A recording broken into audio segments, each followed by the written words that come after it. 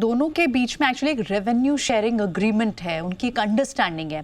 तो ये जो इलेक्ट्रिसिटी डेरिवेटिव कॉन्ट्रैक्ट्स हैं एक्चुअली दोनों किसी भी तरह से एक दूसरे को कॉम्पीट नहीं कर रहे हैं। जो ये कॉन्ट्रैक्ट्स होंगे उसके चलते आप जो मार्केट पार्टिसिपेंट्स है वो ऑफकोर्स हेज स्पेक्यूलेट कर सकते हैं, और MCX जो है वो फ्यूचर्स डिलीवरी देगा और IEX जो है वो स्पॉट में करता है। तो डिलीवरी लेनी होगी आपको कॉन्ट्रैक्ट से, लेकिन इन दोनों के बीच में, दोनों एक्सचेंजेस के बीच में एक रेवेन्यू एग्रीमेंट है जिसके चलते ये जो नया प्रोडक्ट इंट्रोड्यूस्ड हुआ है, यानी इलेक्ट्रिसिटी डेरिवेटिव के कॉन्ट्रैक्ट की ट्रेडिंग में जो रेवेन्यू शेयरिंग होगा वो 10% का होगा MCX जो IEX को देगा। ये पहला रीजन था जिसकी वजह से इसको अगर आप क्वांटिफाई करेंगे फाइनेंशियल टर्म्स में कि क्यों गेन हो रहा है, IEX क्यों बढ़ रहा है, क्योंकि उसे रेवेन्यू शेयरिंग मॉडल के चलते MCX से बेनिफिट होगा।